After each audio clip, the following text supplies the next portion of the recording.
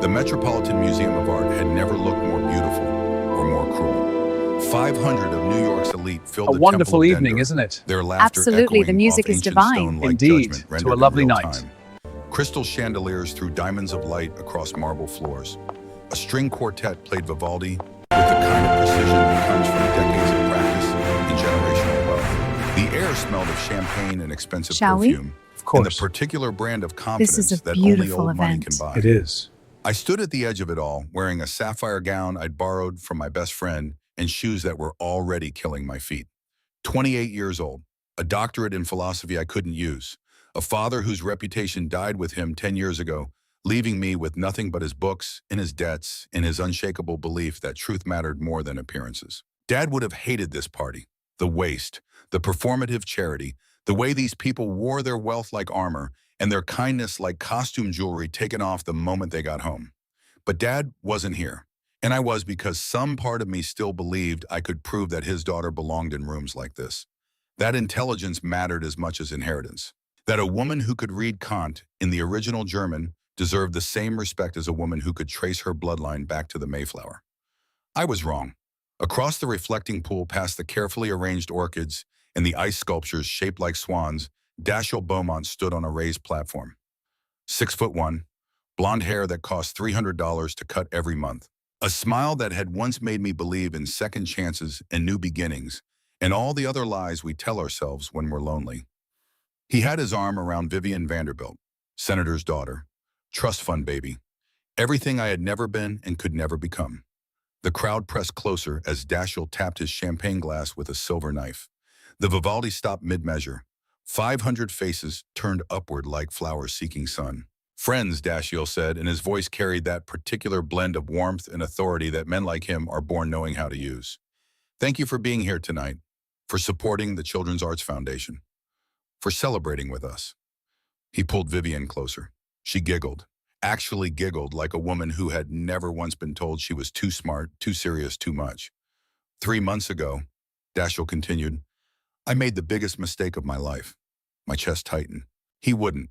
Not here. Not in front of everyone. I was engaged to the wrong woman. He would. Someone who valued books more than people, ideas more than connections. Someone who thought being right was more important than being kind. The crowd murmured. I felt their eyes sliding toward me, then quickly away.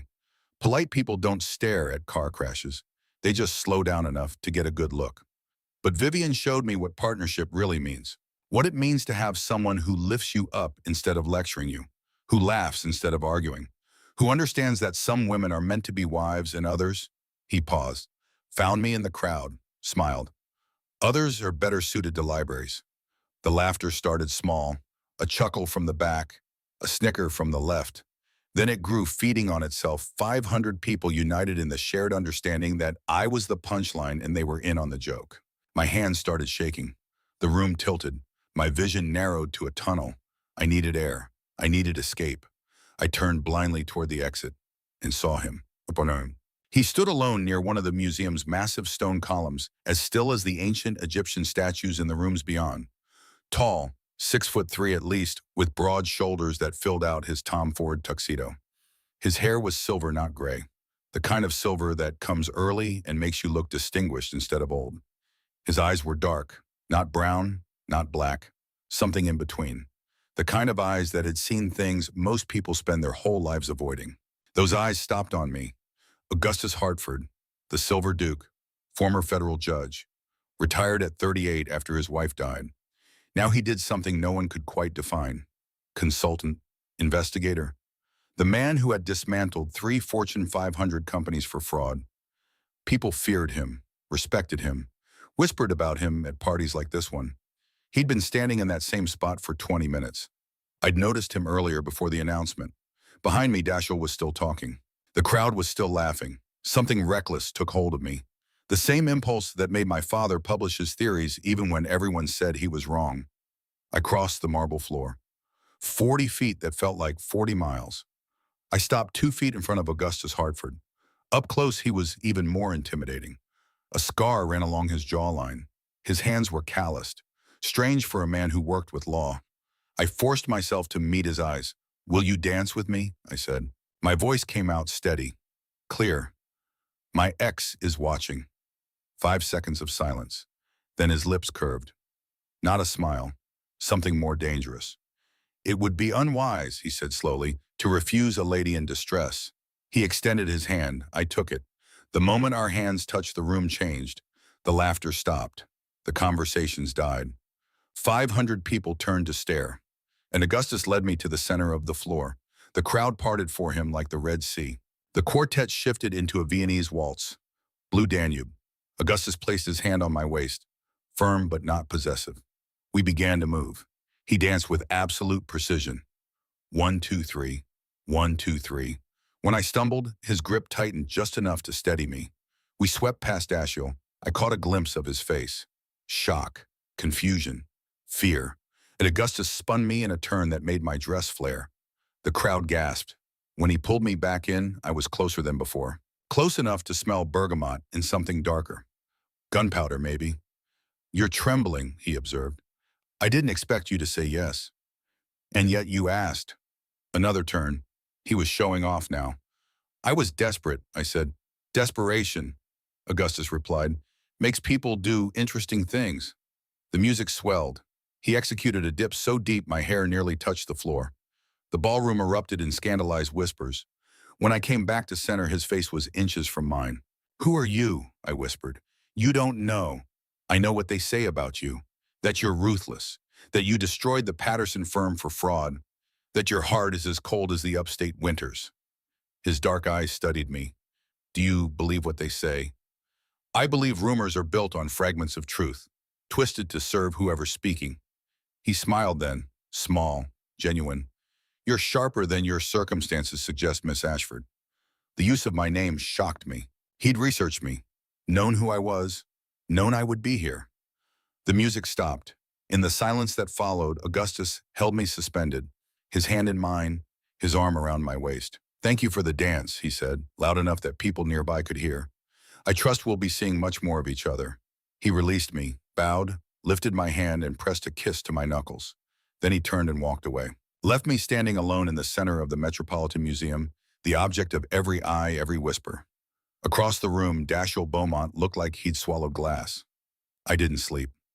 At 6 a.m., my phone started buzzing. Text messages, dozens of them. Did you see the news? Check page 6? Oh my God, Viev, you're famous. I pulled up page 6 on my phone. The headline was in all caps. Mystery woman snares the Silver Duke, below it a photo of us mid-waltz. Augustus's hand on my waist, my face turned up toward his. The article was worse. Augustus Hartford, 42. Manhattan's most elusive bachelor made a rare public appearance last night at the Children's Arts Foundation Gala. But the real story wasn't his attendance. It was his dance partner. Sources identify the woman as Genevieve Ashford, 28, daughter of the late Professor Harrison Ashford, whose academic career ended in disgrace following plagiarism allegations. Miss Ashford, who holds a doctorate in philosophy but currently works as a freelance researcher, was recently jilted by hedge fund manager Dashiell Beaumont. Witnesses say Hartford, who hasn't been seen with a woman since his wife's death 5 years ago, specifically sought out Miss Ashford. She's clearly after his money, says a source close to the Beaumont family. Augustus Hartford is worth over $2 billion. A woman in Genevieve Ashford's position would do anything to secure that kind of future. I put the phone down. $2 billion. The apartment was too small, too quiet. The walls pressed in. I walked to my father's bookshelf, pulled out his copy of Mary Wollstonecraft's Vindication of the Rights of Woman. The margins were filled with his handwriting. I opened to a random page, found one of his notes. The question isn't whether we have the courage to be right. It's whether we have the courage to be wrong in public and keep going anyway. Someone knocked on my door. 7 a.m. I looked through the peephole. Augustus Hartford stood in my hallway. Tom Ford suit, silver hair catching the fluorescent light, carrying a titanium briefcase. I looked down at myself. Pajamas, ratty Columbia t-shirt, no bra. He knocked again. Patient. I opened the door. Miss Ashford, he said, we need to talk. I should have slammed the door. Instead, I stepped aside. He walked into my apartment, took in everything in 3 seconds. The books, the secondhand furniture, all the markers of a life that had started with promise and ended up here. He set a coffee carrier on my counter, placed the briefcase beside it. I assume you've seen the papers, he said. Hard to miss them. And I assume you've received numerous calls from people suddenly interested in your well-being. I turned off my phone. Smart. He opened the briefcase, pulled out a tablet, turned it to face me. The screen showed a surveillance photo. Dashiell Beaumont, meeting with two men in an underground parking garage. The timestamp said 11:30 last night. Do you know who these men are? Augustus asked. I shook my head. Private investigators. Dashiell hired them to investigate you, to find evidence that you're running some kind of con. He swiped to the next image, Dashiell handing over a manila envelope. How do you know what they discussed? I have someone on Beaumont's security detail. He said it like it was the most normal thing in the world. Why are you telling me this? Augustus closed the tablet, looked at me with those dark eyes. Because I'm about to make you an offer, and I need you to understand exactly what you're agreeing to before you say yes. We sat. He maintained exactly 2 feet of distance. He handed me one of the coffee cups, black. How did he know that's how I took it 3 months ago? Augustus began. Your ex-fiancé didn't just leave you. He orchestrated a character assassination. He did this because his father, Senator Beaumont, needed a distraction. The Senate Ethics Committee was getting too close to certain financial irregularities. I stared at him. You're saying he used me. I'm saying he destroyed you strategically, and he'll keep destroying you as long as you remain vulnerable. And what does this have to do with you? Augustus took a sip of coffee. For the past 18 months, I've been building a case against the Beaumont family. They're money launderers for a criminal network I've been tracking for 5 years. The same network that killed my wife. The way he said it, so flat. Like he'd said it so many times the words had stopped meaning anything. They killed Marguerite because she discovered evidence of their activities. Ran our car off I-87 in what the police called an accident. She died. I survived. I've spent every day since gathering proof. He turned to face me fully. Last night when you asked me to dance, you gave me something I've been trying to engineer for months. A credible entry point. The Beaumonts are terrified, making mistakes, exposing connections. He pulled out a document, slid it across to me. I'm proposing a partnership. You and I will publicly pursue a relationship. Dating. Engagement eventually. We'll attend events together, give the tabloids what they want. I picked up the document. It was a contract. In exchange, I'll use my resources to clear your father's name. I have evidence that proves the plagiarism charges were fabricated. I can give you that vindication. My hands shook. You're asking me to fake a relationship for 6 months so you can investigate my ex-boyfriend's family. I'm asking you to be my partner in bringing down the people who ruined both our lives. Yes, the relationship will be staged, but the outcome will be real. Justice for your father. Safety for you. I looked at the contract, looked at the photos on my wall. My father receiving his doctorate. My father teaching. My father smiling before everything fell apart. What if I say no? Then Dashiell's investigators will find what they're looking for. They'll fabricate evidence if they have to. By next month, you'll be unemployable. You'll have to leave New York.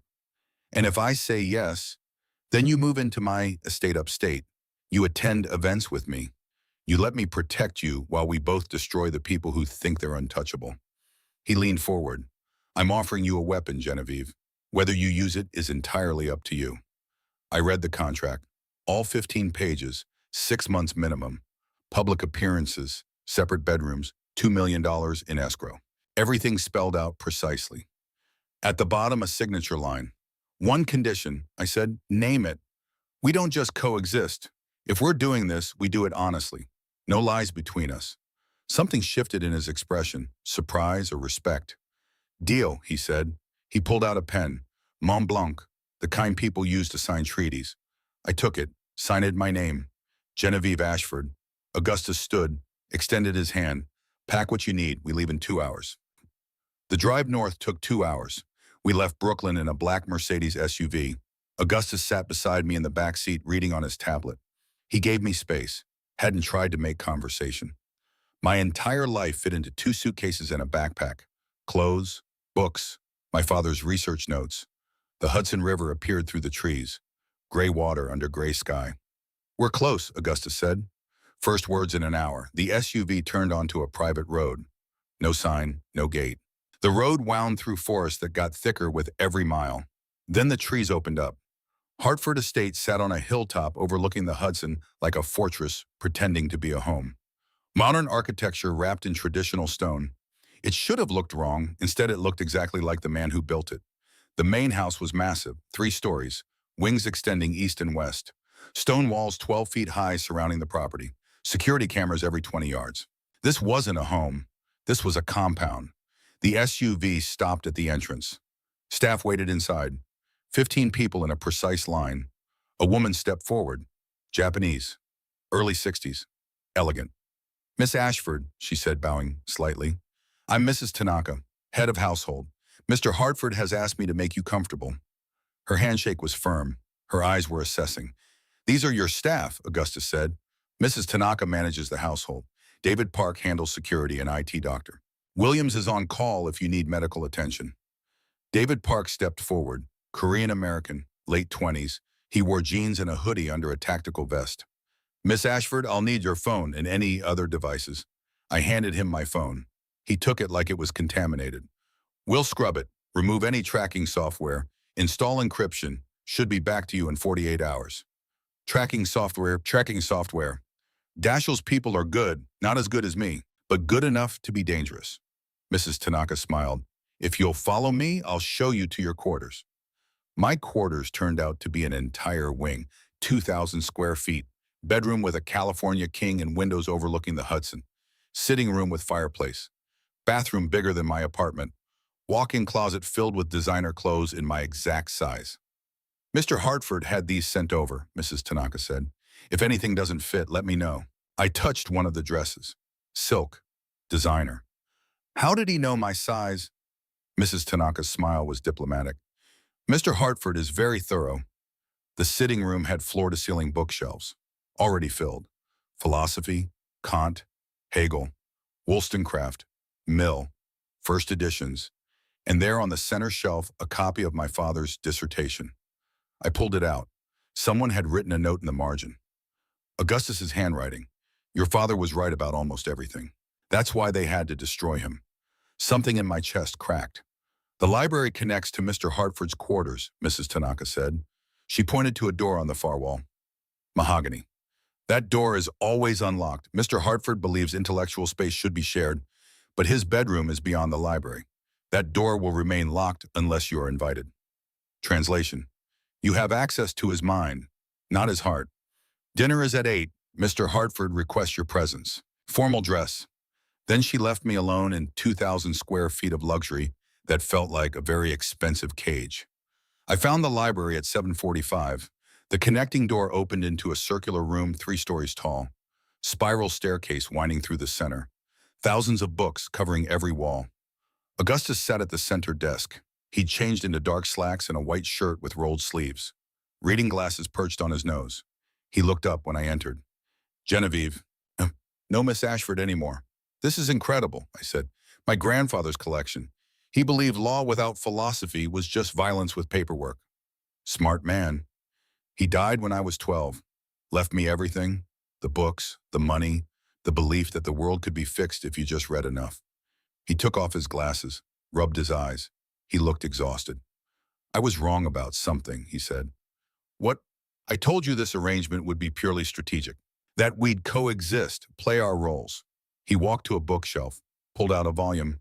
Mary Wollstonecraft, Vindication of the Rights of Woman.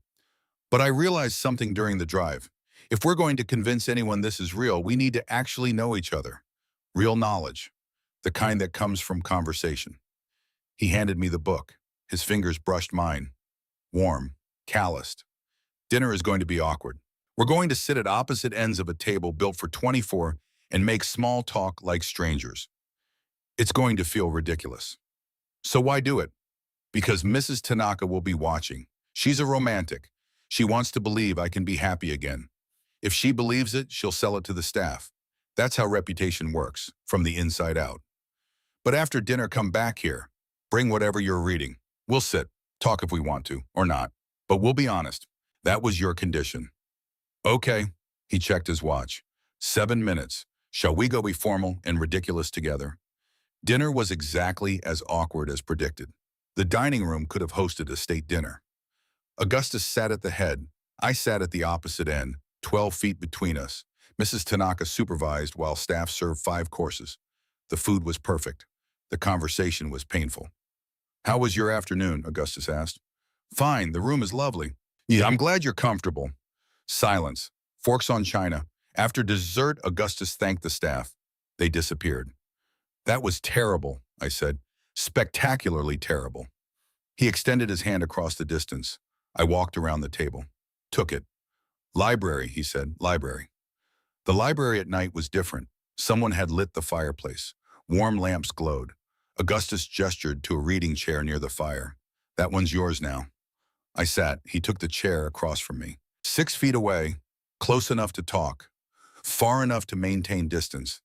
He had a legal theory book. I had the Wollstonecraft. We read. For 20 minutes, neither of us spoke. Just the crackle of fire, the turn of pages. It should have been uncomfortable. Instead, it felt like the first honest thing we'd done since the contract. "Why Wollstonecraft?" Augustus asked. I looked up. He'd set his book aside. "My father, he taught 18th century philosophy. Wollstonecraft was his favorite. He said she understood that you can't have a just society if half the population is treated like children." Revolutionary stuff for 1792. Revolutionary stuff for 2024. Augustus smiled. "You sound like him." "You never met him." "No, but I've read his work, all of it. He was brilliant. The plagiarism charges were absurd. But nobody actually read the papers. They just saw the accusations and assumed guilt. Reputation, it's easier to destroy than build." He leaned forward. "Tell me about him, not the professor. The father." So I did. Sunday mornings, terrible pancakes while explaining Kant. Road trips debating ethics for hours. The way he'd look when he finally solved an argument. Pure joy. Then the end, the accusations, the investigation, his colleagues abandoning him. The heart attack the doctor said was natural, but that I knew was grief. Augustus listened, didn't interrupt. Just listened with the kind of attention that made every word matter. When I finished, he was quiet. "Marguerite was like that," he finally said. "She had that same passion, for music instead of philosophy. Played piano, concert level. Could have gone professional, but chose teaching." He looked at the fire. "We met at Juilliard. I was there for a friend's recital. She was performing Rachmaninoff. Made the piano sound like it was crying. After I went backstage. Told her she was extraordinary. She said I was full of shit, but she'd let me buy her coffee anyway. Love at first sight. Love at first argument. We fought about everything. She was wrong about most things, but she was interesting about being wrong." What happened? Really happened. Augustus stood, walked to the bookshelves, pulled out a folder, brought it back. Photos, crime scene photos. A car, crushed, wrapped around a tree. Blood on the airbags. We were driving back from the city, late, I-87 near Bear Mountain. Another car came up behind us. Black SUV, no plates. Started pushing us, ramming. I tried to speed up, but they were faster. He pointed to a photo. Tire marks. They clipped our rear quarter panel, sent us into a spin. We went off the road, 40 feet down, hit 3 trees. The car rolled. He closed the folder. She died in the ambulance. I woke up 3 days later in the hospital. The police called it an accident. Black ice. But there was no ice. It was September. 65 degrees. They covered it up. Senator Beaumont had friends everywhere. By the time I could speak, the narrative was set. Tragic accident. Nothing suspicious. But you knew. I knew, so I spent a year recovering. Another learning to investigate. 3 more gathering evidence. I know who was in that SUV. I know who gave the order. I know which shell company paid for it. I know everything except how to prove it in court. When he looked at me, that's what this is really about. Destroying the people who think they can kill with impunity. I understood then. This wasn't business. This was grief transformed into purpose. "I'm sorry," I said. "Don't be. Sorry is for accidents. This was murder." He picked up his book. The conversation was over. We read until midnight. Then Augustus stood. "We have a charity brunch tomorrow. Vanderbilt Foundation. Daschle will be there. We'll need to be convincing." How convincing? Hand-holding. Smiles. Small intimacies that make people believe we're falling in love. We've known each other less than 48 hours, which is why it needs to be subtle, just enough to plant the seed. He walked to the door, stopped. "For what it's worth, you're better at this than I expected." "At what?" "At being honest. It's rarer than you'd think."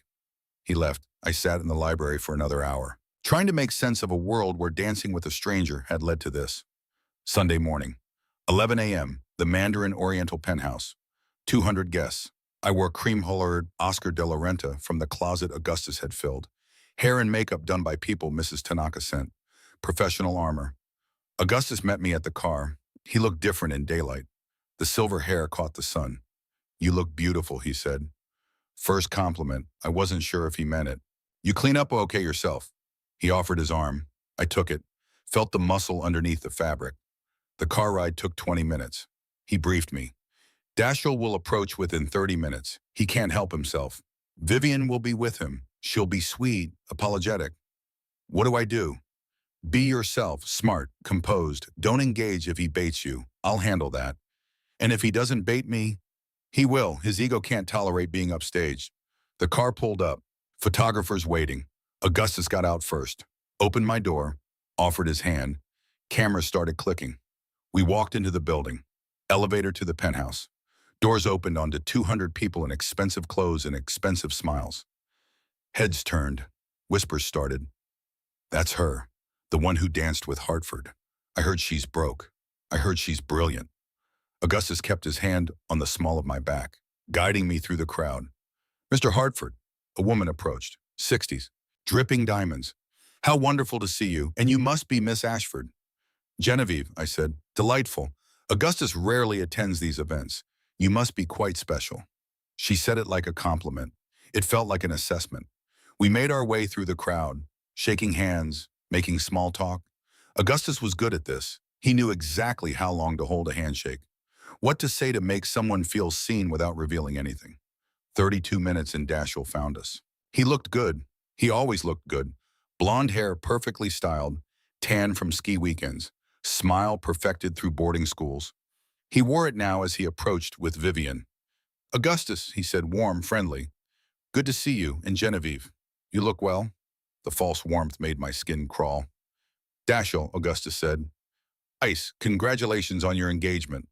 "Thank you. Vivian, you remember Genevieve?" Vivian smiled. "Of course." "Genevieve, I hope there are no hard feelings. Dashiell and I, we didn't mean for things to happen this way. Like his public humiliation was an accident." I felt Augustus's hand tighten on my waist. Warning, support. "No hard feelings," I said, kept my voice level. "I hope you'll both be very happy." Dashiell's smile sharpened. "We will be. Though I have to say I was surprised to see you at the gala, even more surprised to see you dancing with Augustus. Life is full of surprises." "Indeed. How exactly did you two meet?" "It seemed so sudden." There it was, the bait. But Augustus spoke first. "We met through mutual friends, had coffee, discovered we had more in common than expected. Sometimes these things happen quickly when they're right." The emphasis on right, implying Dashiell and I had been wrong. Dashiell's jaw tightened. "How lovely," Vivian said. "A whirlwind romance." "Not a whirlwind," Augustus corrected. "Just honest. We're both too old for games." Another dig. Dashiell was 32, still playing games. "Well," Dashiell said, voice tighter, "I'm sure everyone is happy for you both. Though, Genevieve, I hope you understand that the situation with your father is resolved." Augustus interrupted. Firm. Final. "I've reviewed the case. The plagiarism charges were fabricated. Professor Ashford was brilliant and honest. Anyone who says otherwise is either misinformed or lying."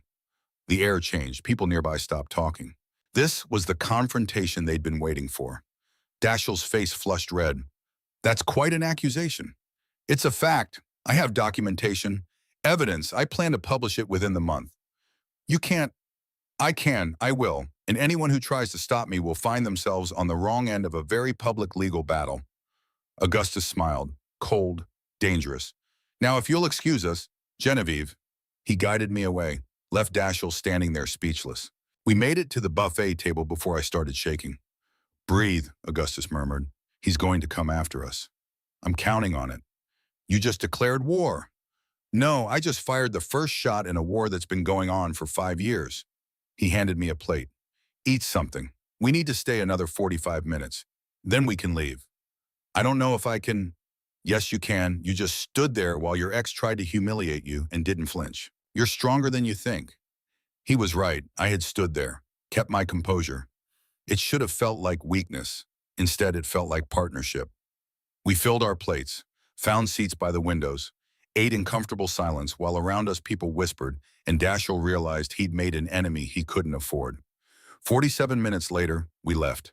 In the car, Augustus took off his jacket, rolled up his sleeves.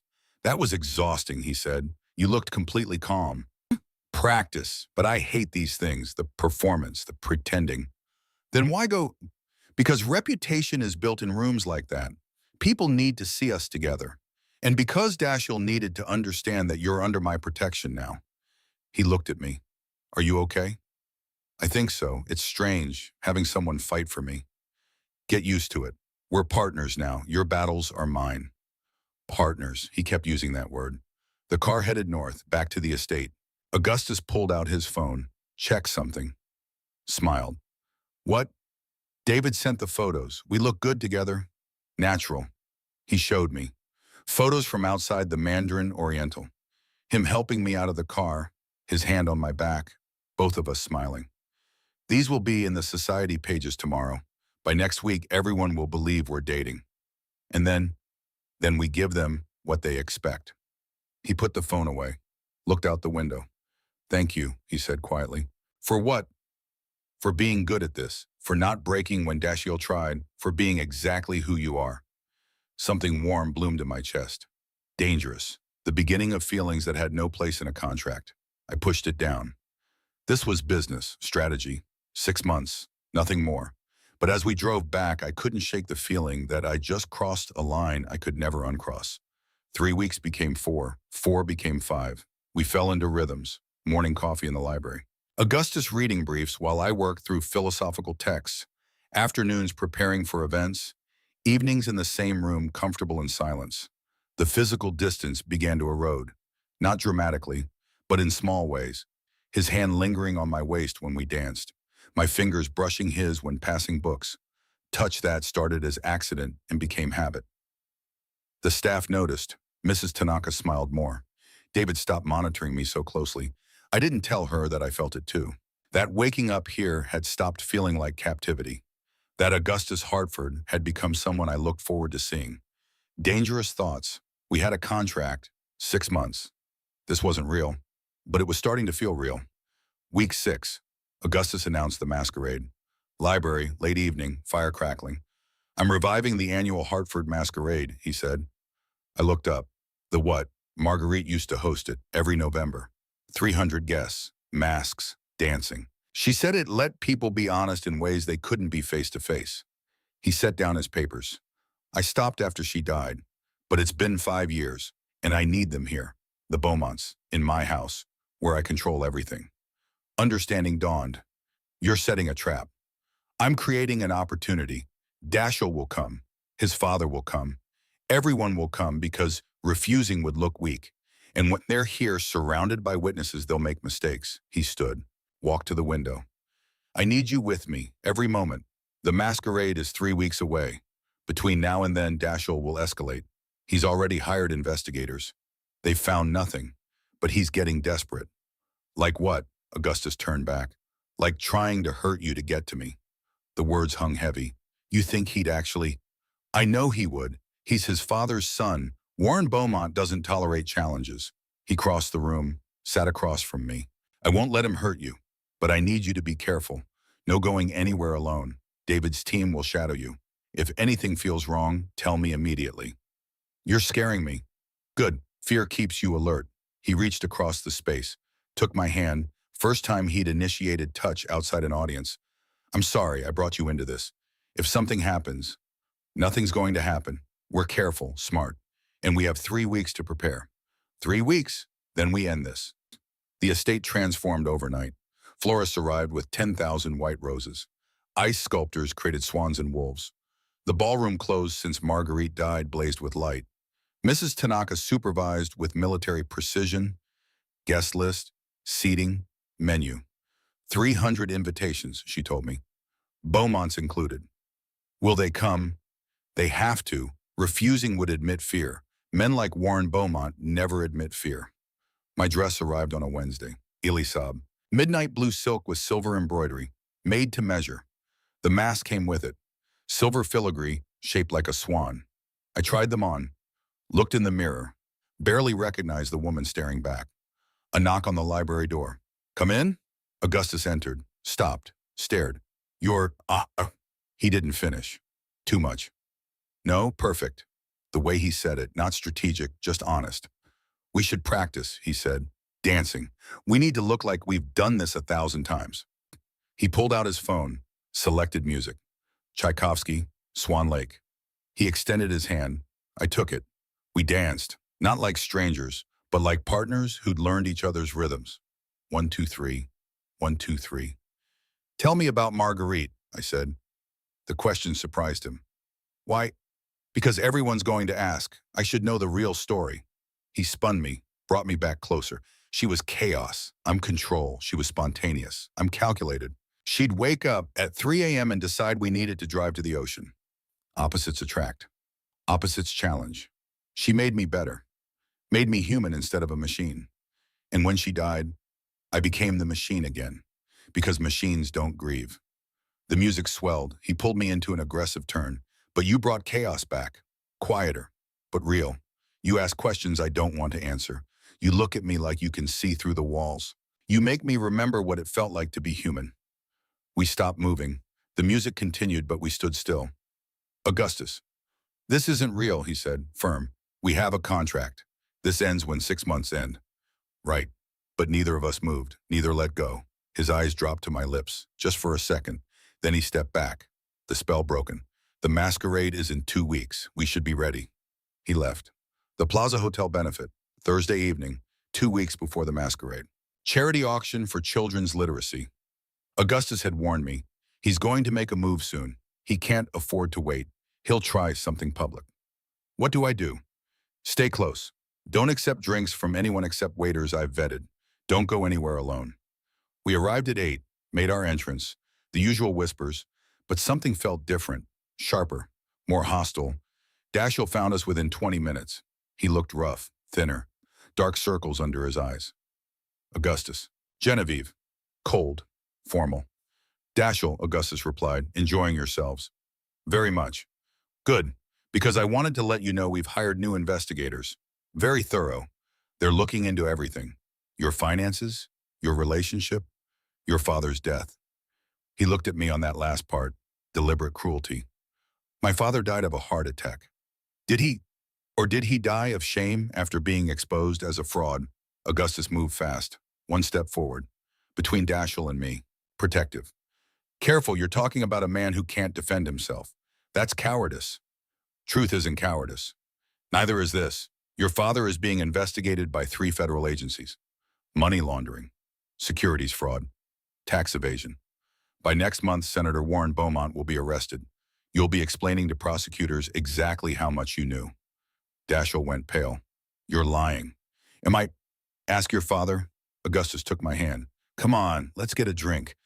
He led me away, left Dashiell shaking. We made it to the bar. Augustus ordered champagne, 2 glasses, handed one to me. Well done, you didn't react. I wanted to punch him. Save it for the masquerade.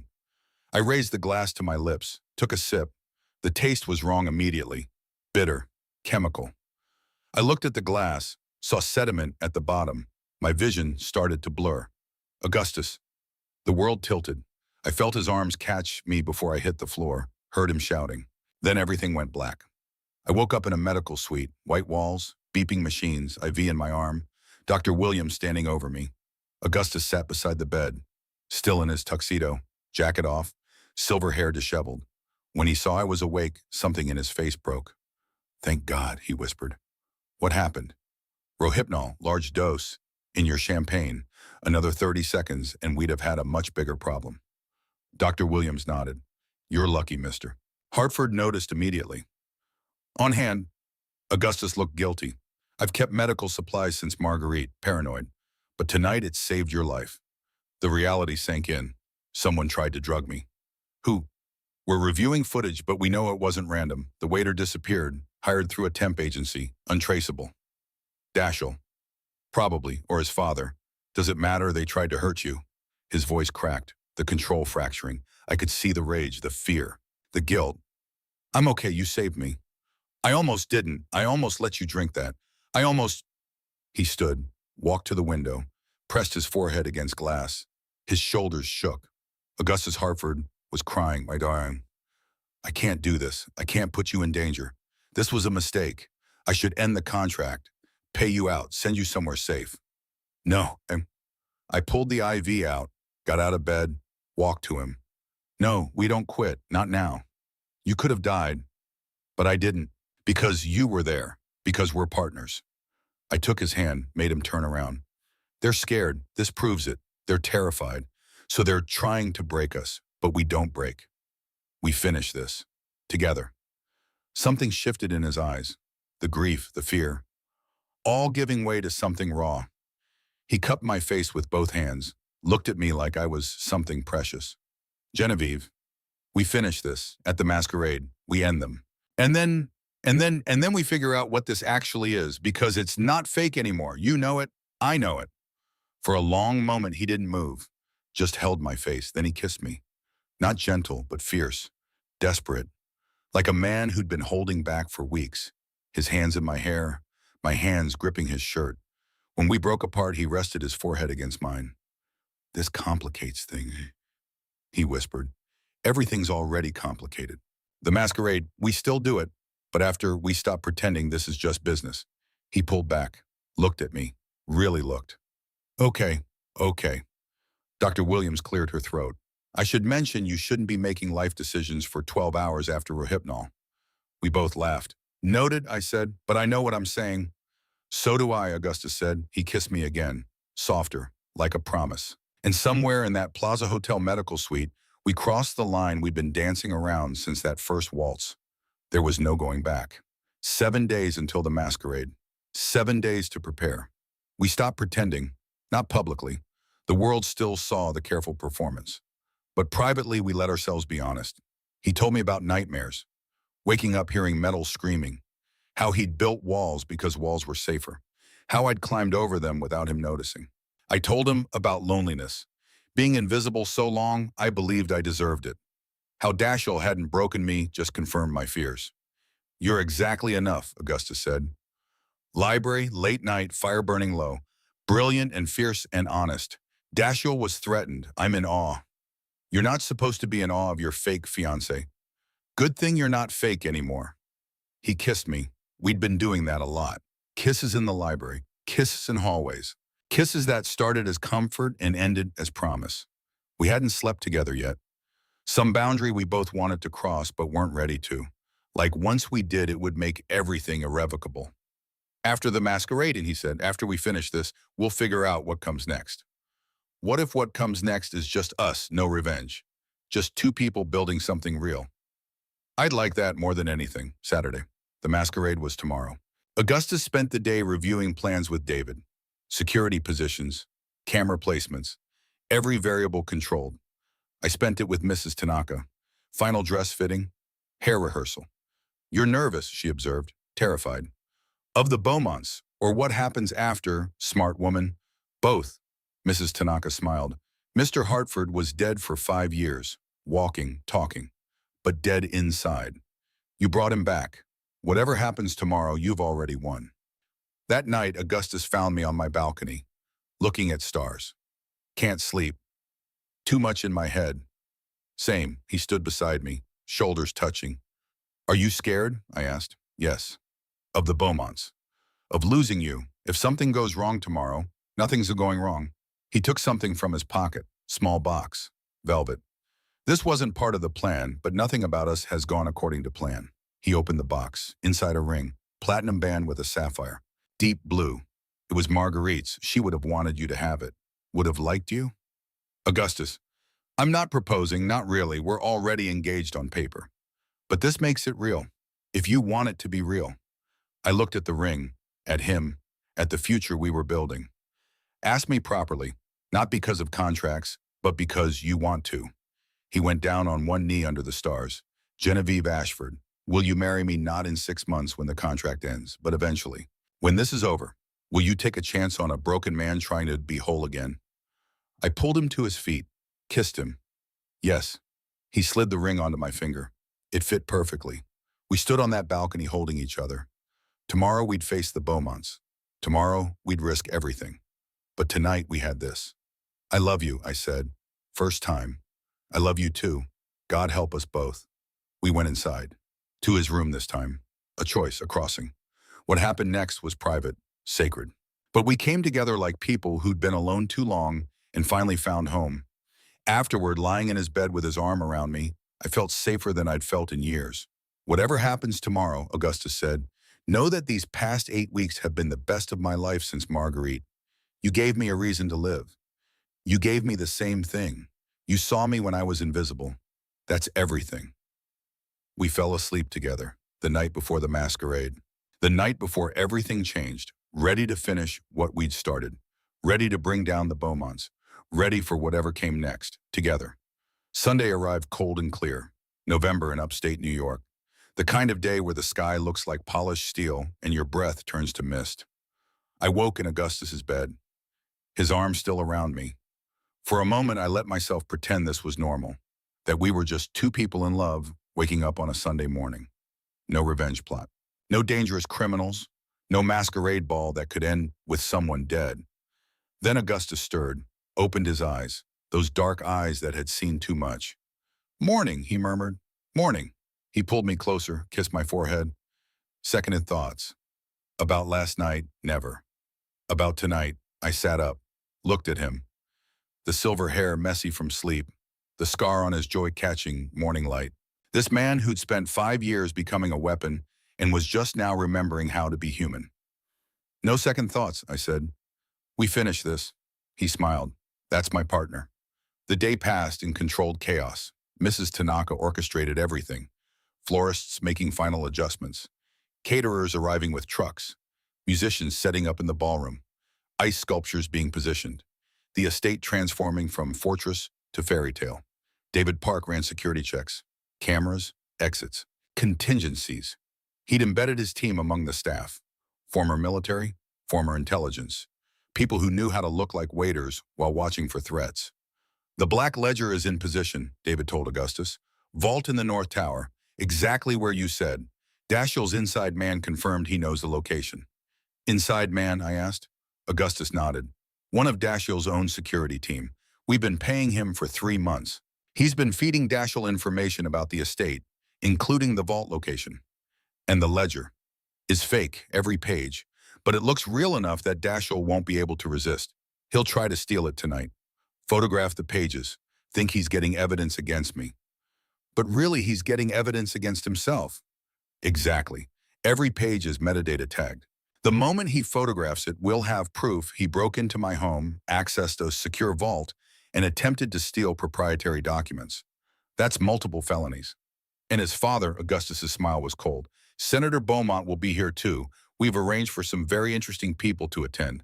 3 FBI agents embedded as guests, an assistant U.S. attorney, a federal judge I used to work with, all witnesses to whatever the Beaumonts do tonight. I understood then. This wasn't just a trap for Dashiell.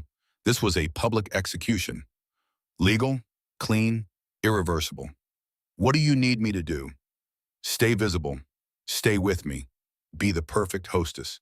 And if anything feels wrong, anything at all, you find me immediately. He took my hands. I mean it, Genevieve. These people are dangerous. They've already tried to hurt you once. I won't give them another chance. I'll be careful. Promise me. I promise. At 6 p.m., I began getting ready. The dress, the mask, hair swept up, makeup that made me look like someone else, someone who belonged in ballrooms and society pages. Mrs. Tanaka helped with the final touches. You look like a dream, she said. I feel like I'm going into battle. Same thing sometimes. 7 p.m. guests started arriving. I stood with Augustus at the entrance, greeting people, shaking hands, playing the gracious hosts. He wore black. I wore midnight blue. We matched. We glowed. 300 people filed through. Old money. New money. Politicians. Businessmen.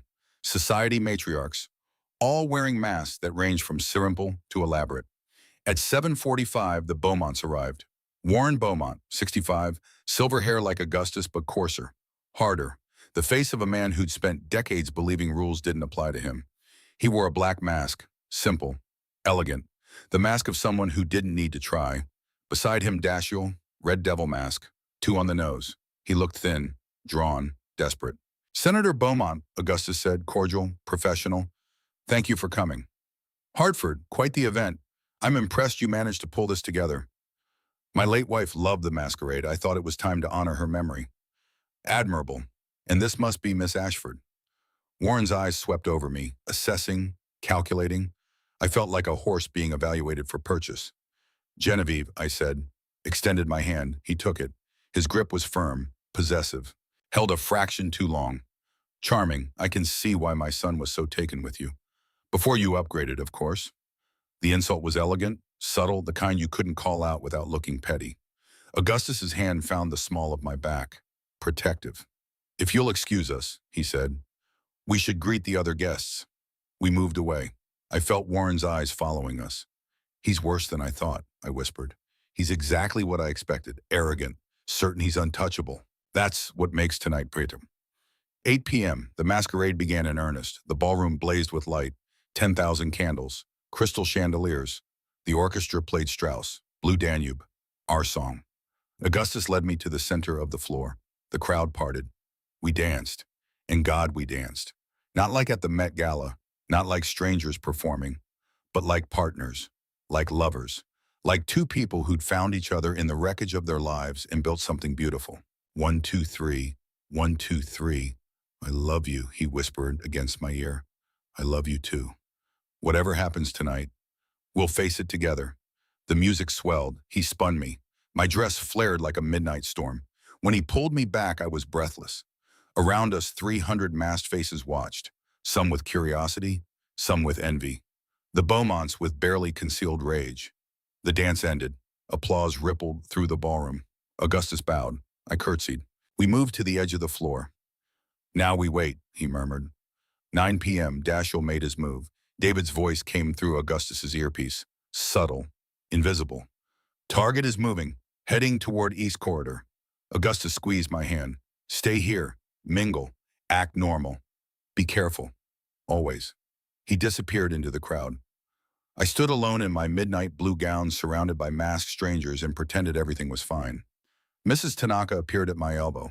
Come, let me introduce you to some people. She guided me through the crowd, introducing me to society matriarchs, philanthropists, people whose names I recognized from charity galas and museum boards. All of them curious about the woman who'd captured Augustus Hartford. I played my part, smiled, made small talk, all while my heart hammered and I wondered what was happening in the North Tower. In the North Tower, Dashiell Beaumont was breaking into the vault. He'd planned this for weeks, bribed a security guard, memorized the vault code, studied the layout.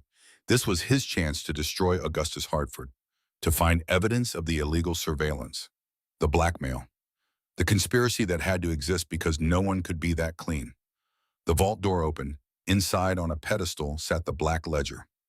Worn leather, thick, filled with documents. Dashiell pulled out his phone, started photographing pages, page after page of evidence, financial records, surveillance logs, proof of crimes that would bury Augustus Hartford forever. What Dashiell didn't know, every page was fake, every document was bait, and every photo he took was being transmitted in real time to David Park's command center. What Dashiell didn't know, 30 FBI agents surrounded the estate, waiting for his call to raid, and they'd be raiding the wrong house.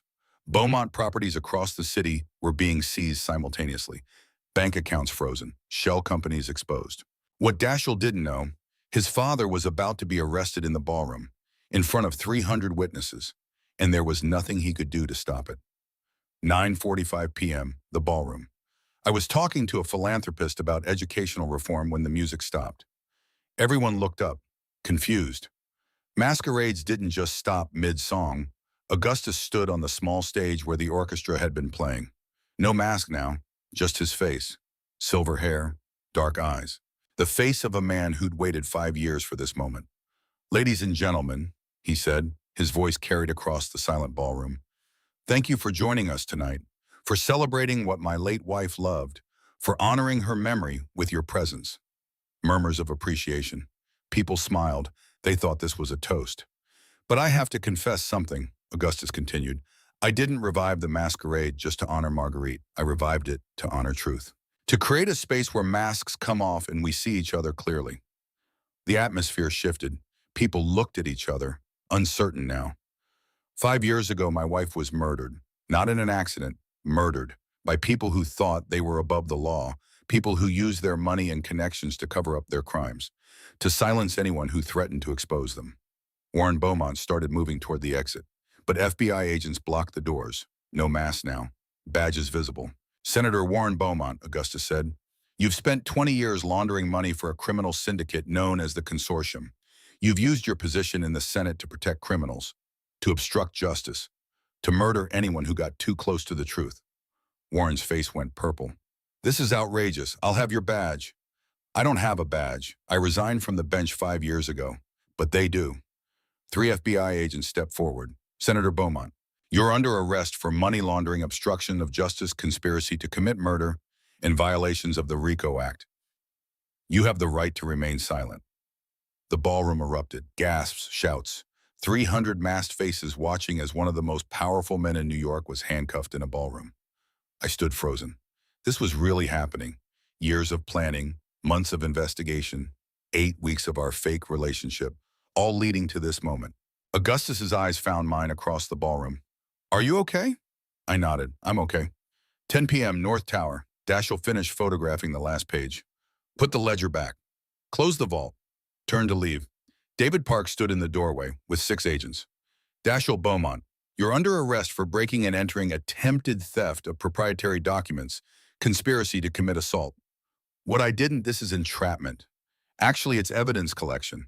Every photo you just took has been uploaded to our servers, time-stamped, geotagged, proof that you illegally accessed a private vault. David smiled. It wasn't kind. Your father's being arrested in the ballroom right now. Your family's bank accounts are frozen.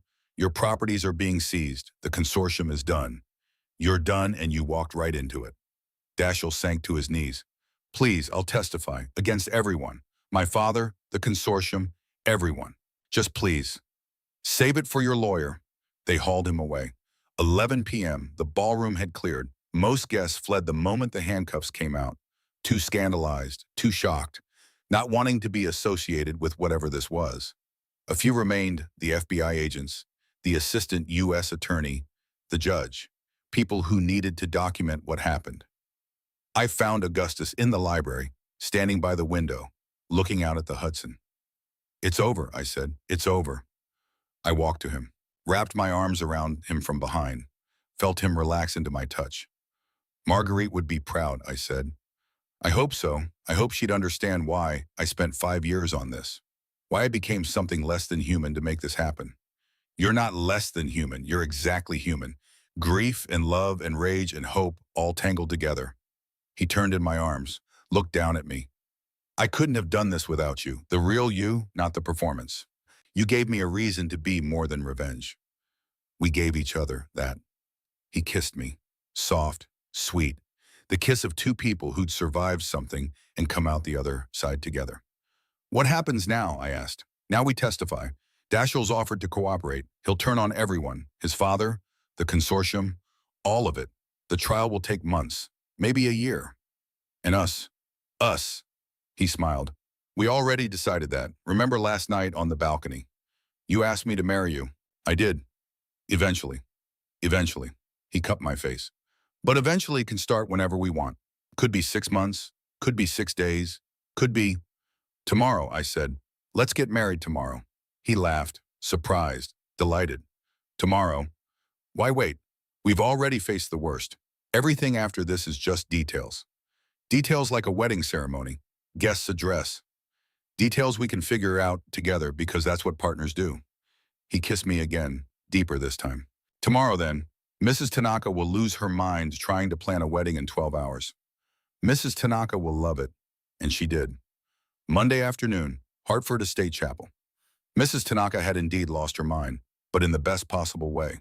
12 hours to plan a wedding, and she'd created something perfect. The chapel was small, stone walls, stained glass windows, built by Augustus's grandfather 50 years ago and barely used since. Now it glowed with afternoon light. White roses everywhere. Candles. Simple. Beautiful. 50 guests, not the society crowd from the masquerade, just people who mattered. Mrs. Tanaka, David Park, Dr. Williams, Augustus's former colleagues from the bench, My father's old friends from the university, people who knew us, loved us, wanted us to be happy. I wore a dress Mrs. Tanaka found somewhere. Ivory silk, simple lines. A dress Marguerite had worn to some event years ago. Augustus had said yes immediately when Mrs. Tanaka suggested it. She'd want you to have it, he'd said. Want you to wear it. She'd want me to be happy. Now I stood in a small room off the chapel, looking at myself in a mirror, wearing a dead woman's dress, about to marry a man I'd known for 8 weeks. It should have felt wrong, rushed, insane. Instead, it felt like the only sane thing I'd done in years. A knock on the door. Come in. Mrs. Tanaka entered. She wore traditional Japanese dress, elegant, beautiful, tears in her eyes. You look perfect, she said. Thank you for everything, for making this possible. I didn't make it possible. You two did. I just helped with flowers. She handed me a bouquet, white roses. Simple. Classic. Are you ready? Yes. No second thoughts. None. Good, because he's out there pacing and looking like he might pass out. Someone needs to put him out of his misery. I laughed. The idea of Augustus Hartford, the man who'd faced down senators and criminals, be without flinching nervous about a wedding, was absurd and perfect. Let's not keep him waiting then. The chapel doors opened. The guests stood, turned to look at me, but I only saw Augustus. He stood at the altar wearing a dark suit. No tuxedo, just simple, elegant. His silver hair caught the light through stained glass. His dark eyes found mine and smiled, not the careful smile he showed the world, not the dangerous smile he used on enemies, but a real smile, open, vulnerable, happy. I walked down the aisle. No one to give me away. I didn't need that. I was giving myself, making a choice, claiming my own future. When I reached the altar, Augustus took my hands. Hi, he whispered. Hi. The judge who'd agreed to officiate, one of Augustus's old colleagues, cleared his throat. Dearly beloved, we are gathered here today to witness the union of Augustus Hartford and Genevieve Ashford, to celebrate their love, to support their commitment to each other. He went through the traditional words, the ones about love and honor and cherishing, words that had been said at millions of weddings but somehow felt new when applied to us. Augustus, do you take Genevieve to be your lawfully wedded wife, to have and to hold from this day forward, for better or worse, for richer or poorer, in sickness and in health, until death do you part? I do, Augustus said, firm, clear, no hesitation. Genevieve, do you take Augustus to be your lawfully wedded husband, to have and to hold from this day forward, for better or worse, for richer or poorer, in sickness and in health, until death do you part? I do. The rings. David Park stepped forward. Best man by default. He handed Augustus a platinum band. Simple, elegant. Augustus slid it onto my finger. It settled next to Marguerite's sapphire, the past and future together. Then I took the ring David offered me, slid it onto Augustus's finger. His first wedding ring. He'd never worn one with Marguerite, too afraid it would interfere with his work. But he wore mine, claimed it, claimed me. By the power vested in me by the state of New York, I now pronounce you husband and wife. Augustus, you may kiss your bride. He cupped my face, both hands, gentle, reverent. I love you, he whispered. I love you too. He kissed me. The chapel erupted in applause, cheers, joy. We'd done it, made it real, made it official. We were married. The reception was in the ballroom, the same ballroom where Warren Beaumont had been arrested 24 hours earlier. Mrs. Tanaka had transformed it again. All evidence of last night's drama removed. Now it was just light and flowers and music and celebration. We danced our first dance as husband and wife. Blue Danube. Again. Always. We have to stop dancing to this song, I said. People will think we're stuck in a loop. I like loops, especially this one. He spun me. I laughed. Mrs. Hartford, he said, testing the name. I'm keeping Ashford professionally. Genevieve Ashford Hartford. Hyphenated, very modern, very equal partnership. I wouldn't have it any other way. The music ended. We moved to our table, cut the cake, toasted with champagne, all the traditional wedding things. But what I remember most is the quiet moments. Augustus's hand finding mine under the table. The way he'd lean close to whisper observations about guests. The way we moved together like we'd been doing this for years instead of hours. At 10 p.m. we slipped away. Let the party continue without us. Went upstairs to his room. Our room now. What happened on our wedding night is private. But I'll say this. We came together with joy. Not desperation, not grief, but pure joy. The kind you only get when you've survived hell and found someone who survived it with you. Afterward, lying in bed with his arm around me and the ring on my finger catching moonlight, I felt complete. Like all the broken pieces of my life had finally arranged themselves into something whole. "What are you thinking?" Augustus asked. "That I asked you to dance to make my ex jealous and ended up here." "Regrets, Bertie? None. Utah. Only that I didn't ask you to dance first. Could have saved us both some time." I laughed. The great Augustus Hartford, afraid to ask a woman to dance. Terrified. I was terrified you'd say no. I was terrified you'd say yes.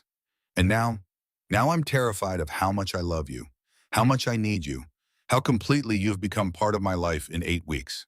He kissed my forehead. Good, because I'm terrified too, but I think that's how you know it's real. Real things are always a little terrifying. Very philosophical for a lawyer. I married a philosopher. It's rubbing off. We fell asleep like that, tangled together, married, partners, in love. Tomorrow would bring complications, trials, testimony, the slow grinding wheels of justice. But tonight we had this, each other. And that was enough. The courthouse steps, federal building, Manhattan. Augustus and I stood with the assistant U.S. attorney. Behind us a wall of reporters, cameras, microphones. Inside, Warren Beaumont had just been sentenced. 25 years, federal prison, no parole. Daschle had testified against his father, turned state's witness. He'd get 10 years. Probably serve 7 with good behavior. The consortium was dismantled. 47 arrests across 6 states. Money laundering networks exposed. Political corruption revealed. It was the biggest case of its kind in a decade. And it started with a dance. "Mr. Hartford," a reporter called, "how does it feel to finally get justice for your wife?" Augustus squeezed my hand. "It feels like closing a chapter, not forgetting, never forgetting, but being able to move forward." "Mrs. Hartford," another reporter, "your father's name has been officially cleared by Columbia University. They're renaming the philosophy department after him. How does that feel?" My father's name on a building. Students learning in Harrison Ashford Hall. "It feels like truth won," I said. Finally. More questions, more cameras, but Augustus guided me away. Down the steps, into the waiting car. We drove north, away from the city, away from the courts and reporters and aftermath. Home. Hartford Estate had changed in a year. Still a fortress, but softer now, warmer. We'd opened parts of it. The library was now a research center. Scholars came to study, to work, to use the collection Augustus's grandfather built. The ballroom hosted charity events, fundraisers, galas that actually help people instead of just making rich people feel good about themselves. And the East Wing, my wing, had been converted into offices for the Ashford Hartford Foundation, our joint project, helping wrongfully accused families, providing legal resources, fighting the kind of injustice that had destroyed my father. We pulled up to the house. Mrs. Tanaka waited at the door, smiling. "Welcome home. Congratulations on the verdict." "Thank you, Mrs. Tanaka. There's someone here to see you in the library." Augustus and I exchanged glances. We weren't expecting visitors. We walked through the house, through hallways that no longer felt like a fortress. Just home. The library door was open, and sitting in my reading chair holding a baby was Dr. Williams. "Thought you might want to meet your daughter," she said. My heart stopped. We'd been trying for 6 months. Doctors said it might not happen. Augustus was 43. I was 29. Not impossible, but not guaranteed. We'd accepted it might just be the two of us. But Dr. Williams smiled, held out the bundle. "She's healthy, perfect, about 6 hours old. Mother was 15. Couldn't keep her. But she knew about your foundation. Asked if you might want to adopt." I crossed the room on shaking legs, took the baby, looked down at a tiny face, scrunched, red, perfect. "Hi," I whispered. The baby opened her eyes, dark eyes, like Augustus's. He stood beside me, looking down, and I saw tears streaming down his face. "We don't have to decide now," Dr. Williams said, "but she needs a family." And I thought, "Yes," Augustus said, "yes, we'll take her." "You're sure you haven't even—" "I'm sure." Genevieve. I looked at him, at this man who'd lost everything and built it back, at this man who'd given me a home when I had nothing. "Yes, we'll take her." Dr. Williams smiled. I'll start the paperwork. You two get acquainted. She left us alone with this tiny human who'd just become our daughter. What do we name her? I asked. Augustus touched the baby's hand. She gripped his finger with tiny fist. Marguerite, he said. After my wife, and Harrison for a middle name. After your father, Marguerite Harrison Hartford. Maggie for short. Maggie. He tested it, smiled. Hi, Maggie. I'm your Dem. This is your mom. We have no idea what we're doing, but we're going to love you fiercely. The baby Maggie yawned, and just like that, we were a family. The garden at Hartford Estate, late afternoon, September. Maggie was 5 now, running through the roses with her little brother trailing behind. Harrison, we called him. Harry was 3, also adopted. A boy we'd found through the foundation. Parents killed in a car accident. No other family. He was ours now. They both were.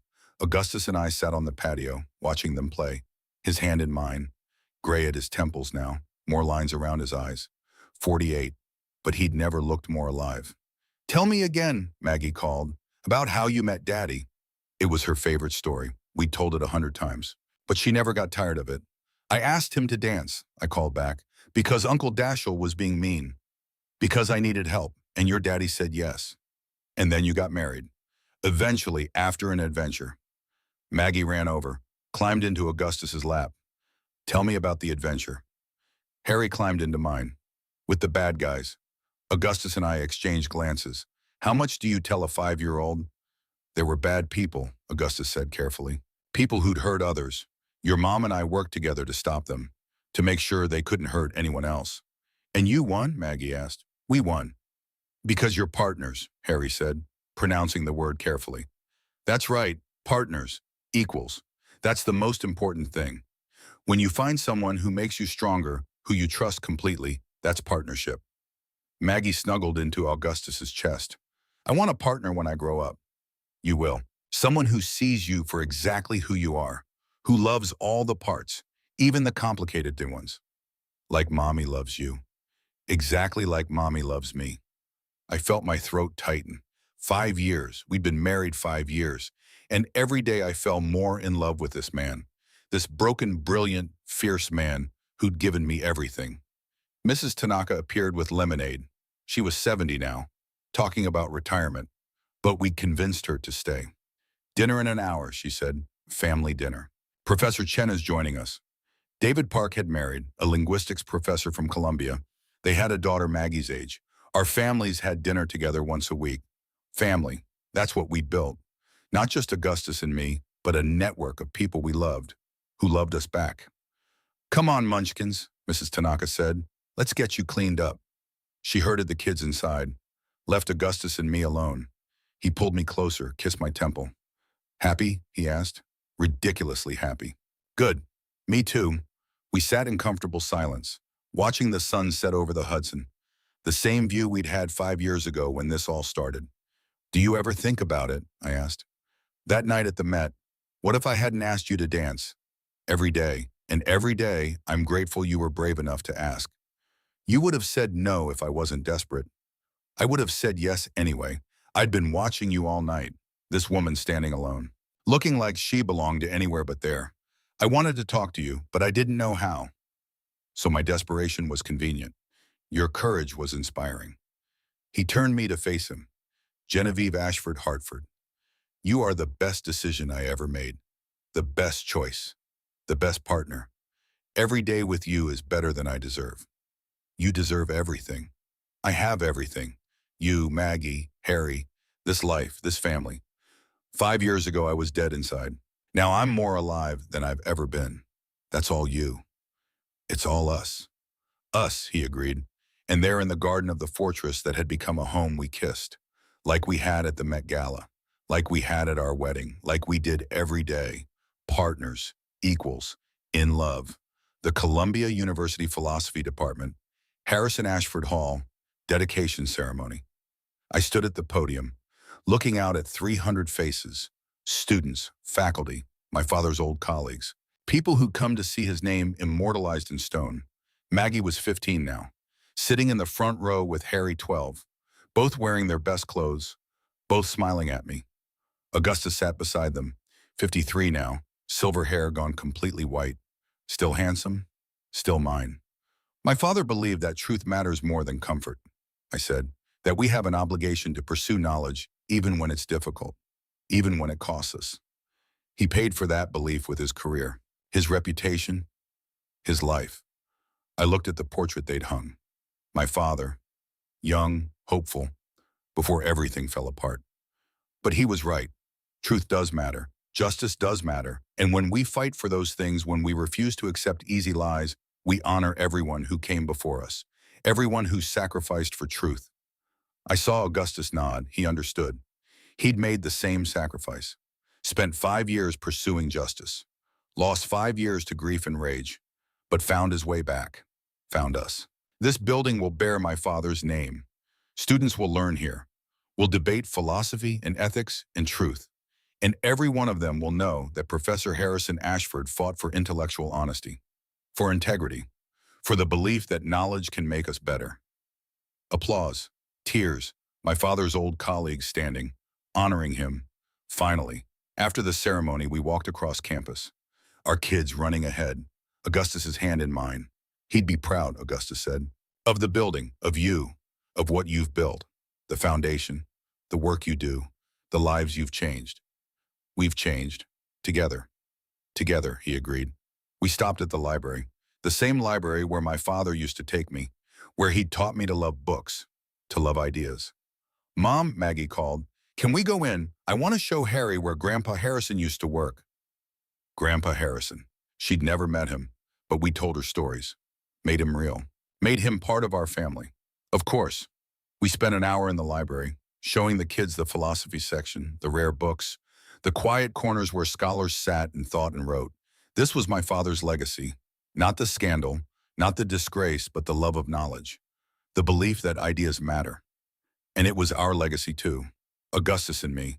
The family we'd built, the children we'd raised, the truth we'd fought for. Hartford Estate, our bedroom. The same room where we'd spent our wedding night. Augustus sat in bed reading, glasses perched on his nose, gray sweats and a Columbia t-shirt. So different from the man in the Tom Ford tuxedo who'd danced with me at the Met, but still him, still Augustus. I came out of the bathroom, slid into bed beside him. Good day, I said. The best. Your speech was perfect. You wrote half of it. I edited. You wrote it. Partner, I said. Equal, he replied. It was our ritual.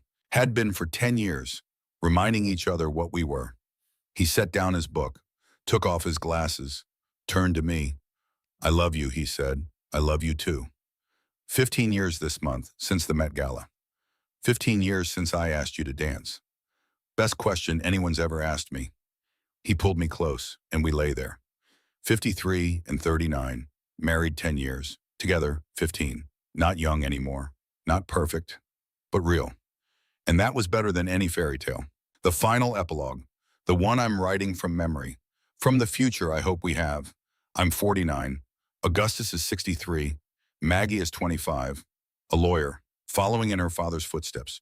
Harry is 22, teaching philosophy, following in mine. They've both made us proud.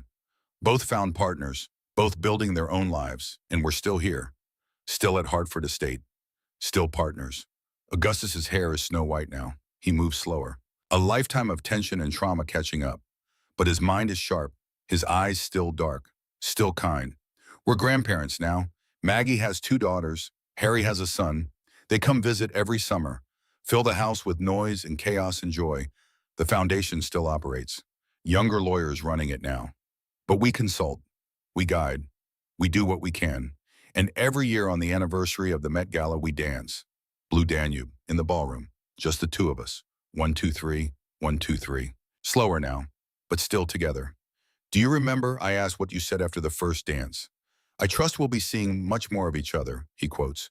Were you planning this even then? I was planning not to let you disappear. The rest just evolved. No regrets. Only that we didn't have more time, that we were both so damaged it took us years to heal. We healed together. That's what matters. Together, he agrees. The music ends. We stop moving, but we don't let go. Thank you, Augustus says, for asking me to dance, for being brave, for choosing me. Thank you for saying yes, for protecting me, for loving me. Always, always. And they're into the ballroom where we've danced 1,000 times, where Warren Beaumont was arrested, where our children learned to waltz, we hold each other. Two people who started as strangers, became partners, became lovers, became family. Two people who learned that sometimes the most dangerous thing you can do is trust, is hope, is let yourself be vulnerable. Two people who learned that love isn't about perfection. It's about choosing each other every day, even when it's hard, especially when it's hard. My name is Genevieve Ashford Hartford. 20 years ago, I asked a stranger to dance. He said yes, and that yes changed everything. This is our story, our legacy, and I wouldn't change a single step of the waltz.